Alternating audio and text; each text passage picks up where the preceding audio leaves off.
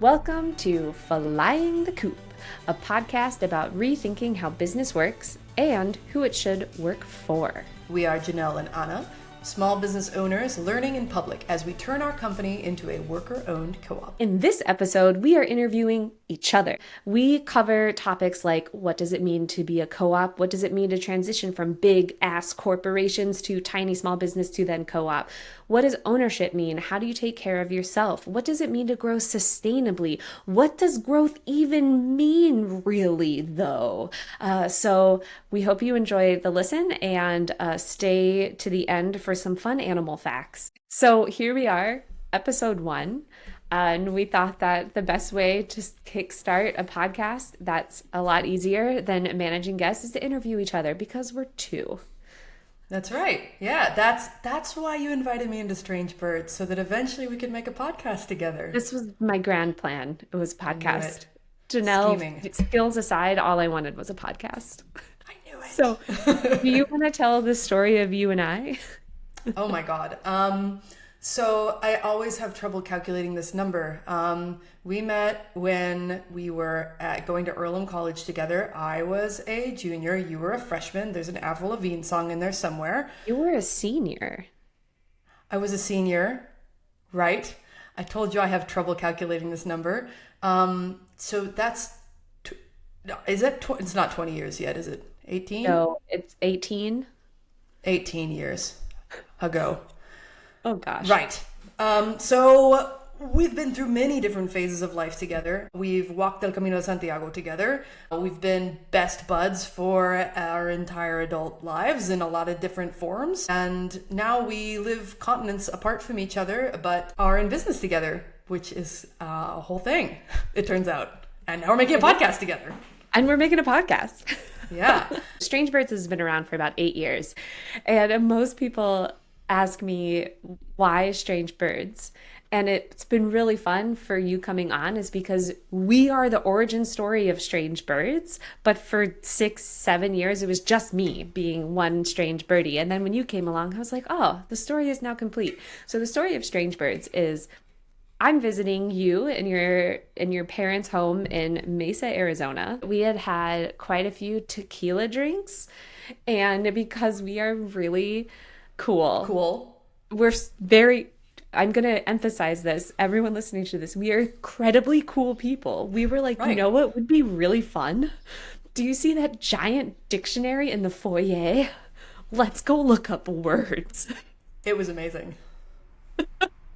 And the first word that we found was Hoatzin, Hoatzin. I'm spelling it out so you can go look this bird up. It is a bird in South America that just looks like a messed up dinosaur.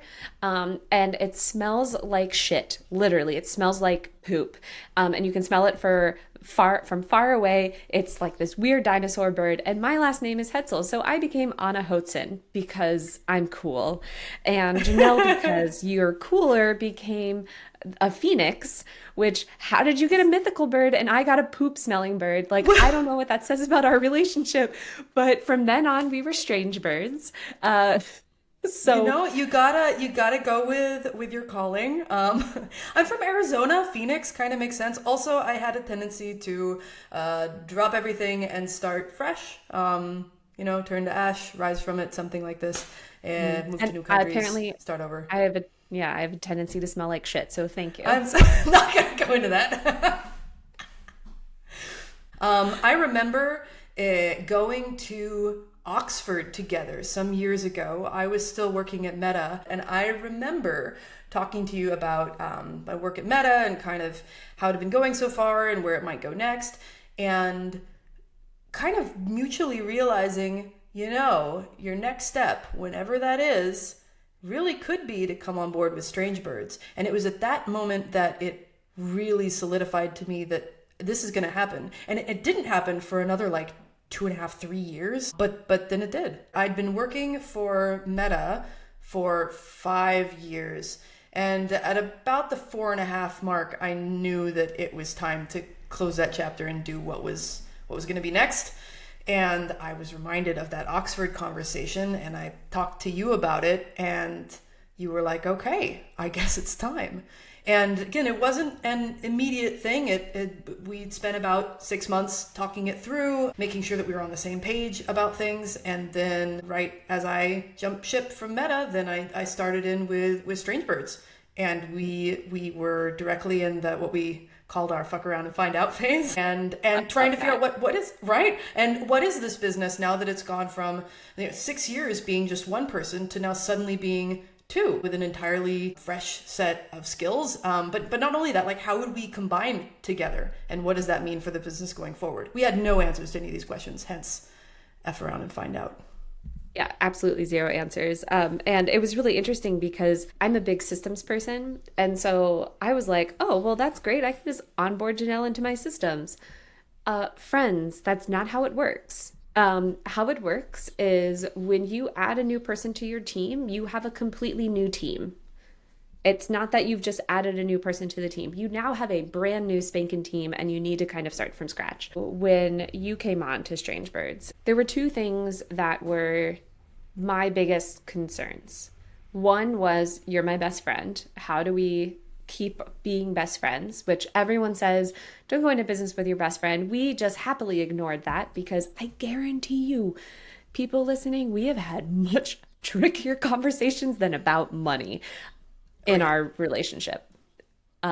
Something that I really love about how we are in a relationship with each other is that we are very honest and open and are okay with having messy conversations because that's how relationships grow and develop. And then the other thing that I was concerned about was when I had started Strange Birds and it had started to grow, everyone kept saying I should hire someone. I should get a subcontractor. I should grow my team. And I was like, absolutely not. One of the main reasons why I left my corporate job was it was starting to kind of move into sort of a managerial role, and I hated it. I didn't want to manage someone. Two, I had always wanted to turn Strange Birds into a co-op, and that doesn't look like you just hire a subcontractor. That requires a lot more intentionality. Why did you want to do that? That is not a very common thing for folks in service-based industries in the US to want to do. It's much more common here in Barcelona, but it's quite unusual for a US-based business. So why was that a desire of yours? I think it came about with a conversation I had with my good friend Sean. Shout out to Sean. I'm definitely going to be sending this to him. And we were talking about how in the creative industry, the work happens depending on the structure within the work. And what I mean by that is it's not that the client tells you to like do a thing and then you do it, right? The best work happens when the structure around the work itself makes sense. And Sean and I had this very long, I think over a couple happy hour drinks, conversation about how the agency structure is just broken.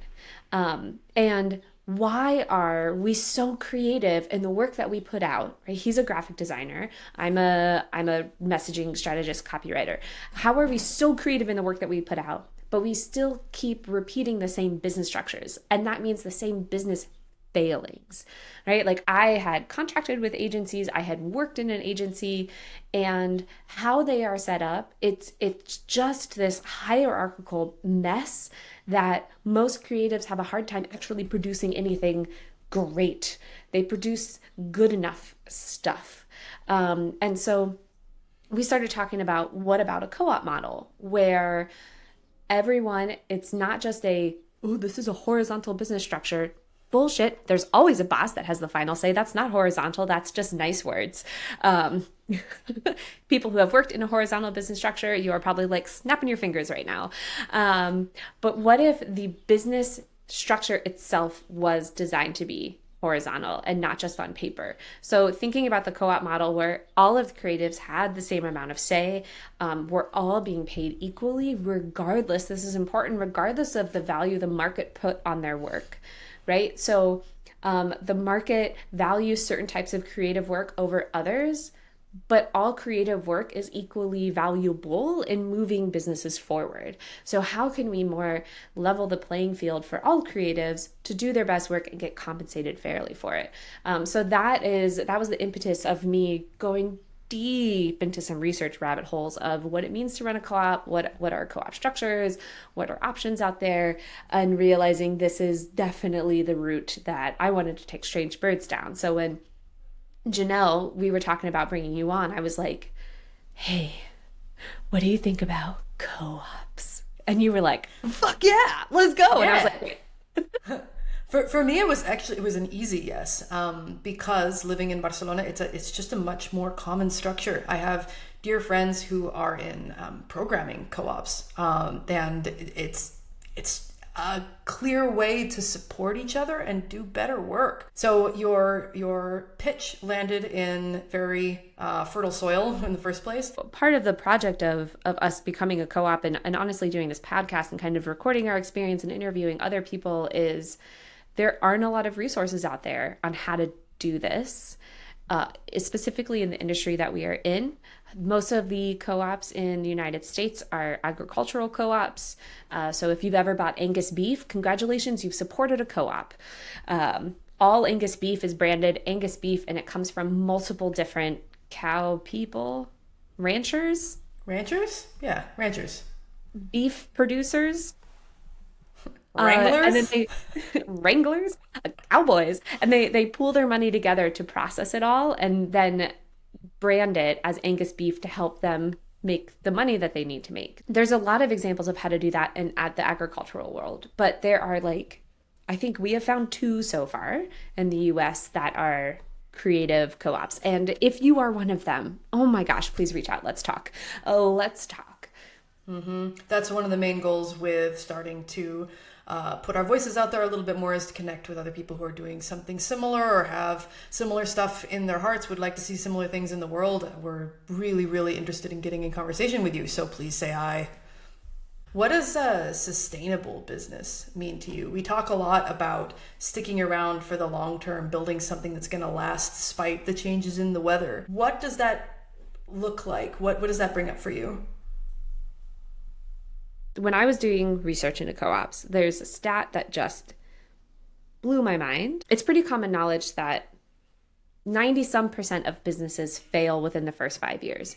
It is truly hard to start a business and maintain it. It's hard work. It is hard to be an entrepreneur. It's hard to build something. But the stat that really blew my mind is 90 some percent of co-ops last more than 10 years. So if you think about like the sustainability and it goes back to what I was talking about of like the structure itself lends itself to the thing that you want to grow.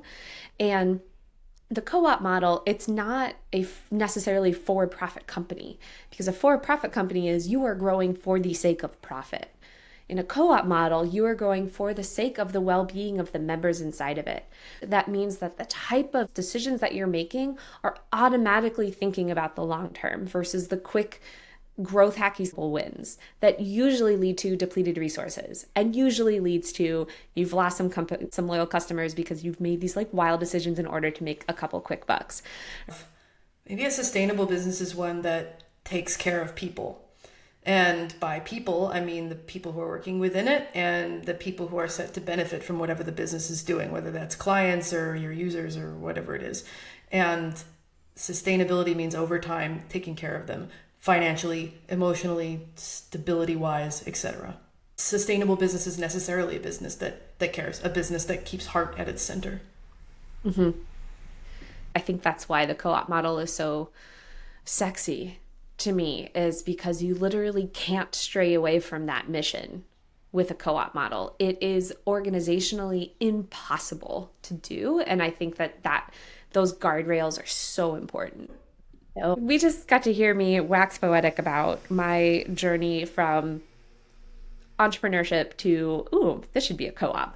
Janelle, I think that your journey is really interesting because you went from startups to giant massive corporation, aka Meta, like huge, global, enormous, to little small business, to then that business changing into a cooperative.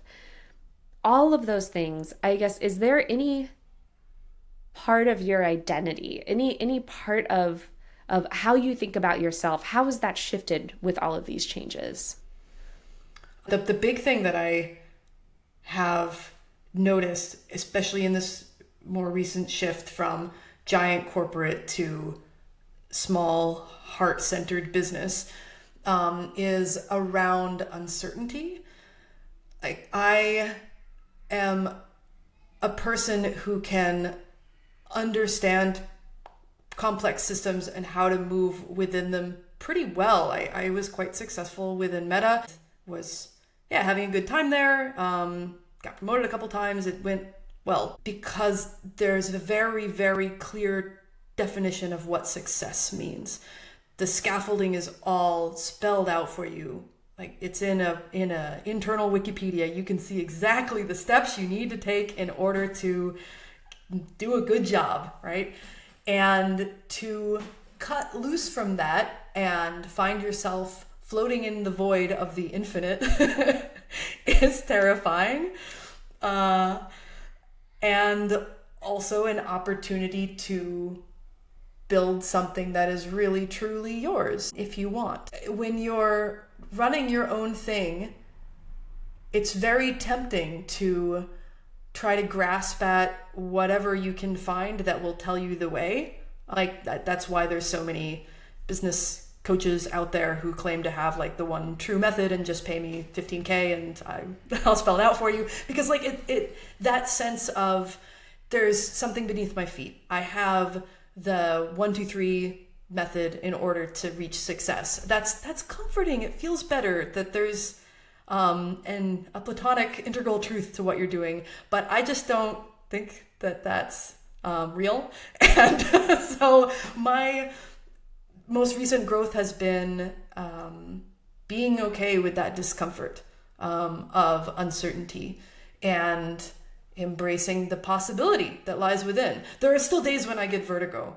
but less now. When you have those feelings of vertigo, what do you do to feel more firmly grounded on your feet again? The biggest thing is step away from the screen. Just really at the moment when you recognize that it's all just building up and up and up. I mean, I get anxiety, right? So like, don't feed the beast. Step away, do something else. Go take a walk. Barcelona is beautiful. Get some fresh air. Move your body. Then what usually helps me is writing down all of the chaos that's in my head and seeing that in fact it's not infinite. It's usually quite finite, even if it's got a lot of facets, and then deciding how to take action on the things that are doable, and then leaving the stuff that's not so actionable alone. It's been written down, it's been recognized, I've seen it, like, it's okay. This is more kind of emotional coaching kind of dealy, but this is a huge part of how the hell to keep a business afloat is learning how to ride the sometimes emotional storms that well up. You warned me at the very beginning back August 2 years ago. This is going to be harder than you think it is.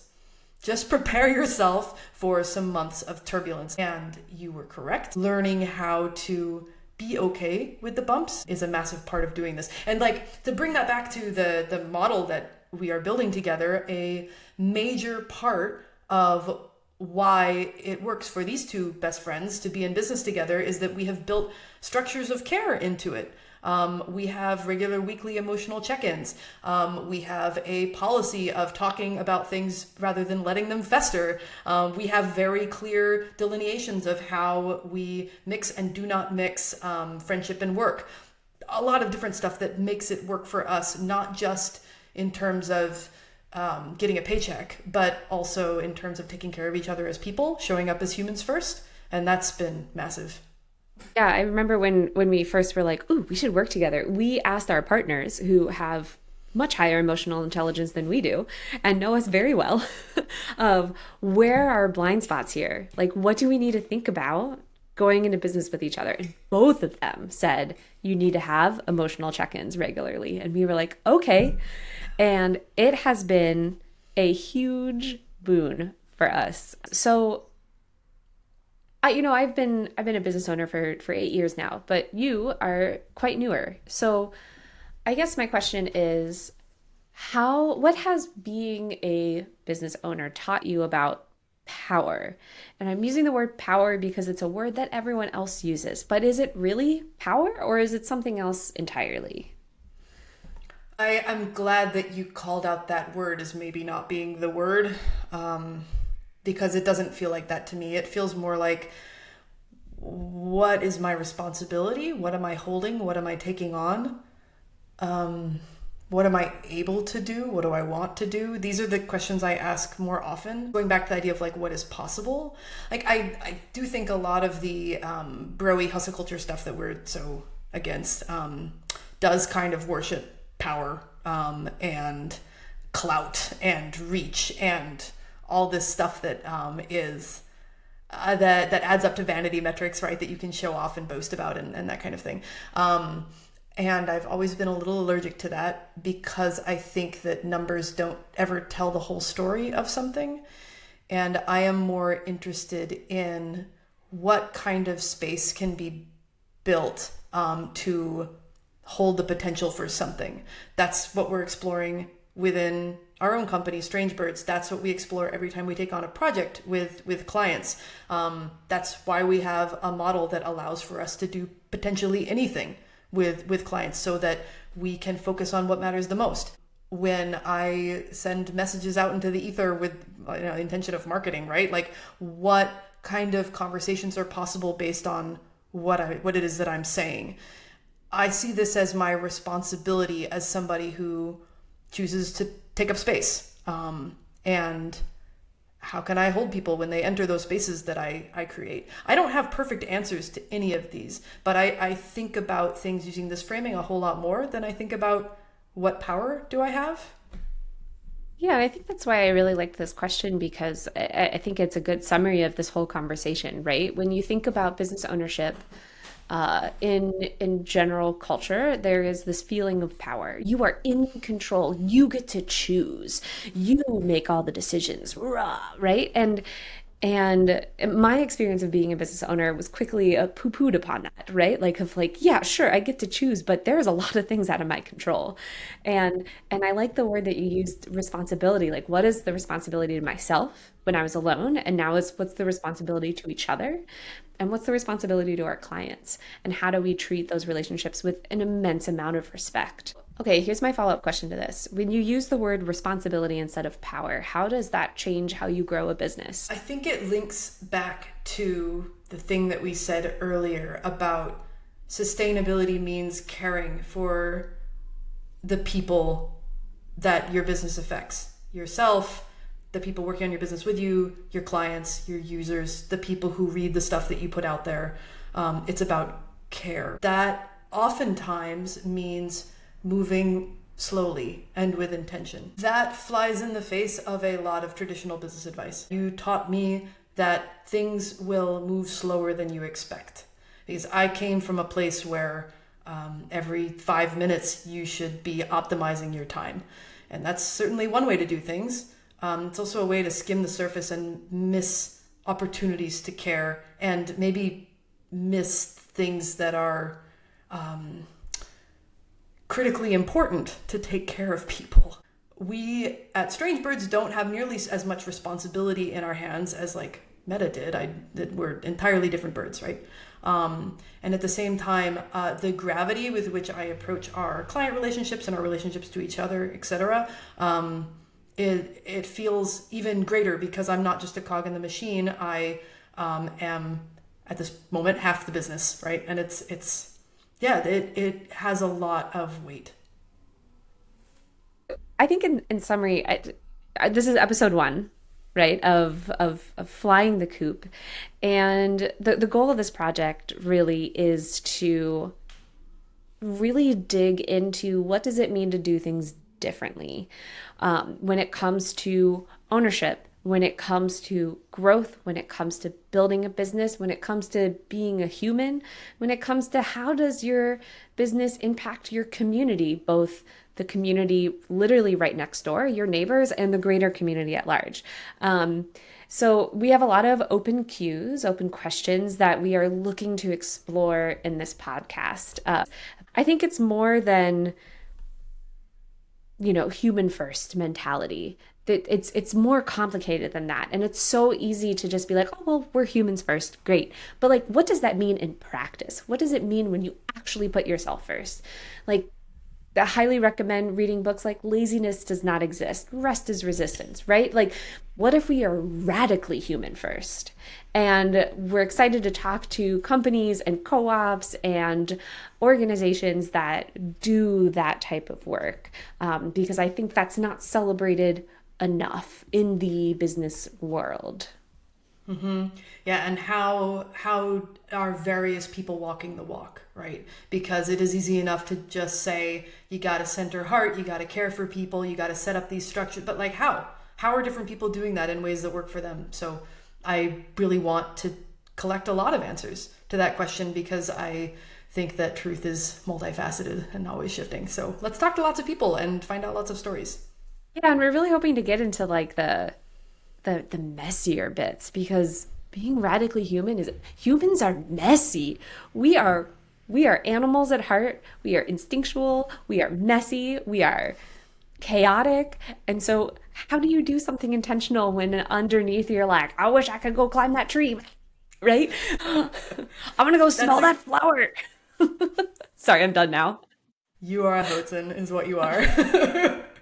Listen. um, this is a perfect segue into, I think, my last question for you.